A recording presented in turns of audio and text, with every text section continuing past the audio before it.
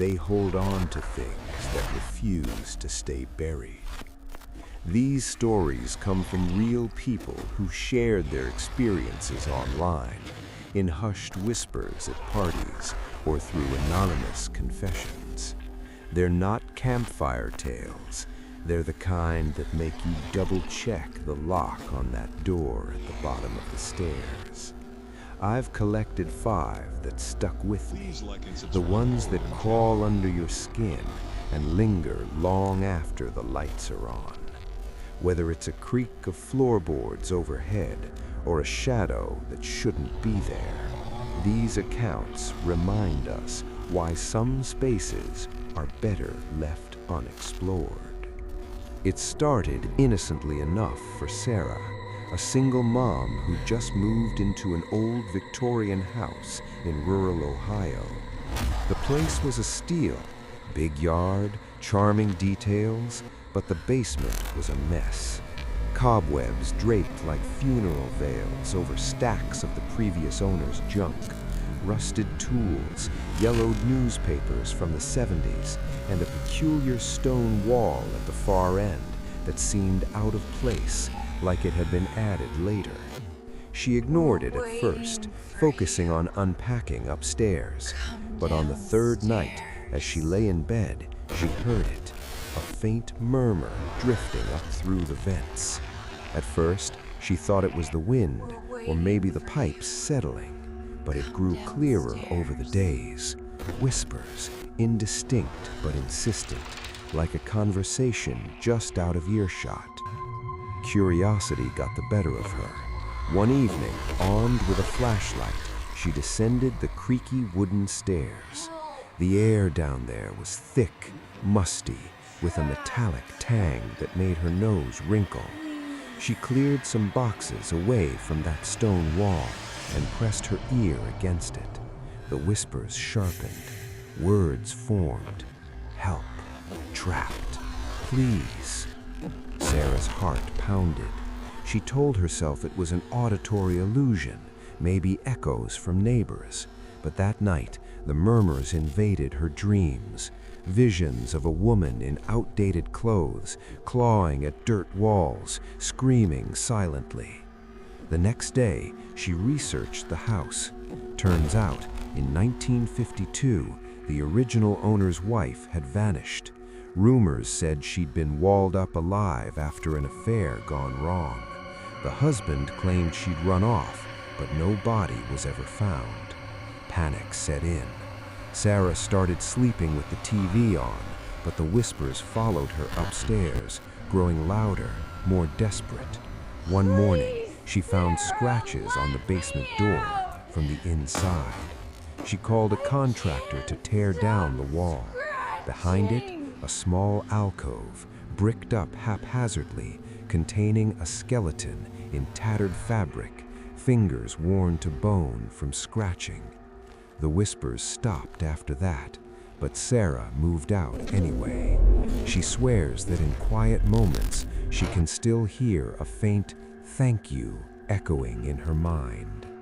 Mark was a skeptic, the type who laughed at ghost hunting shows. When he bought his fixer-upper in Seattle, the realtor mentioned the basement had character, code for damp and dimly lit. He planned to turn it into a home gym, but first he had to deal with the odd setup, a single bare bulb hanging from the ceiling, illuminating shelves of canned goods that looked decades old, and a locked door in the corner he assumed led to a crawl space. The first weirdness came while he was painting upstairs, a thump from below, like something heavy falling. He checked, nothing out of place. Then it happened again and again, always when he was alone. One night, after a few beers, he grabbed a crowbar and pried open that locked door. Inside, a narrow room, barely bigger than a closet, with a stained mattress on the floor, chains bolted to the wall, and scratch marks everywhere. Shaken, he called the police. They dusted for prints, but found nothing recent. The house's history? It had belonged to a recluse who died alone upstairs. Neighbors whispered about him keeping pets in the basement, stray animals, or worse. Mark tried to shrug it off, but then the noises evolved. Not just thumps, but dragging sounds, like chains across concrete. He'd wake to find the basement door ajar even after locking it. One evening, as he descended to investigate, the bulb flickered out. In the darkness, he felt breath on his neck, hot, ragged, accompanied by a low growl. He bolted upstairs, heart racing. The next day, he installed cameras. The footage chilled him. At 3 a.m., the locked door creaked open on its own. Something shadowy slithered out, low to the ground, pausing as if listening, then retreated. No clear shape, but the chains rattled faintly. He sold the house at a loss. The new owners, they boarded up the basement and never go down. He still dreams of that breath, wondering if the tenant ever truly left. In a quiet suburb of Chicago, Emily inherited her grandmother's house after the old woman passed in her sleep. The basement was a time capsule, dusty toys from Emily's childhood, faded photos, and a peculiar rocking chair in the corner that always seemed to face the stairs, as if watching. Emily was nostalgic at first, spending hours down there sorting through mementos. But one afternoon, she heard a child's laughter, soft, playful, echoing from the shadows. She froze. No kids in the neighborhood, and she lived alone.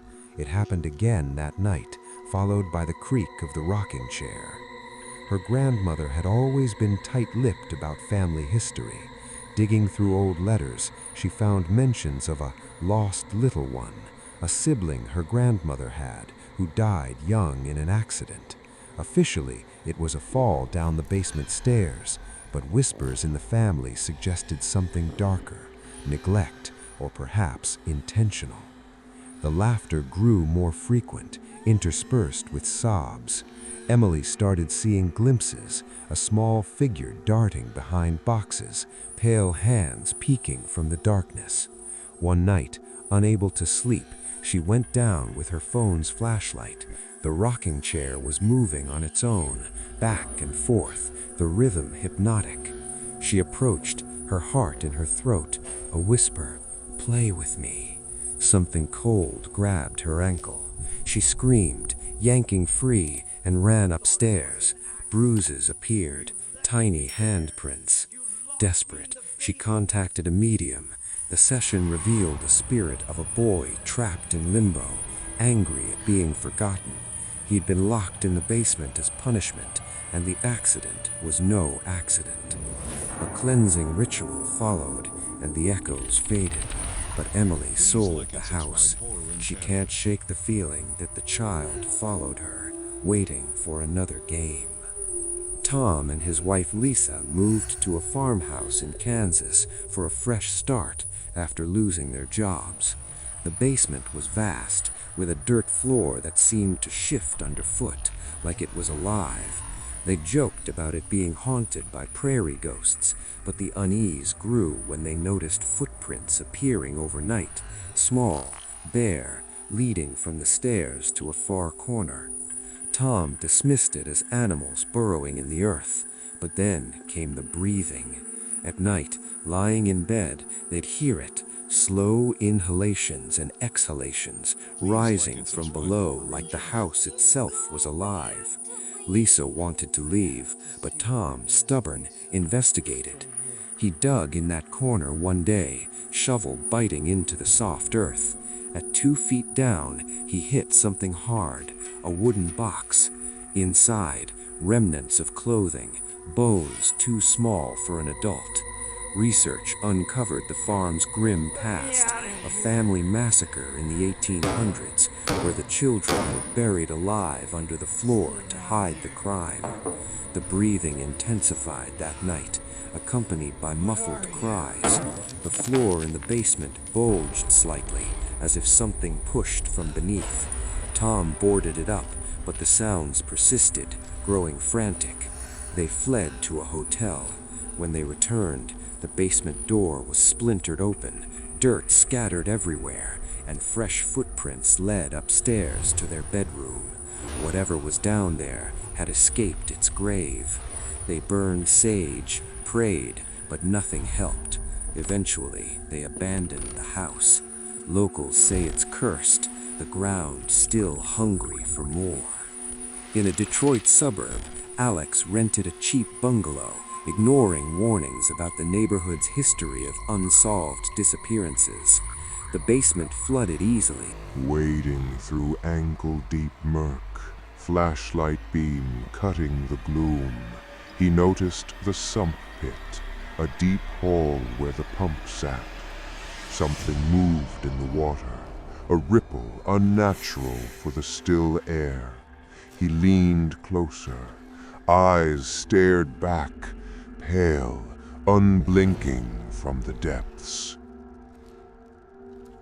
He stumbled back, convinced it was a reflection, but that night, scratching sounds emanated from the drain pipes, like nails on metal.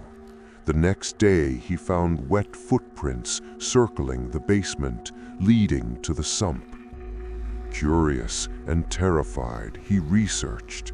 The area was built over old wetlands, site of a 1920s asylum where patients were disposed of in the bogs. Bodies never recovered, rumors of experiments gone wrong. The eyes appeared again, multiple pairs now, glowing faintly. Alex felt watched everywhere in the house.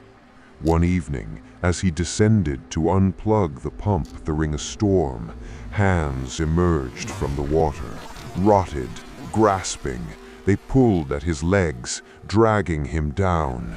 He fought free, but not before glimpsing faces below, twisted, pleading. He moved out immediately, but the nightmares persist, drowning in darkness, eyes pulling him under. These stories aren't just for thrills, they're warnings. Basements hide more than clutter. They cradle secrets that sometimes wake up. Next time you hear a noise from below, maybe leave it be. Some doors are locked for a reason.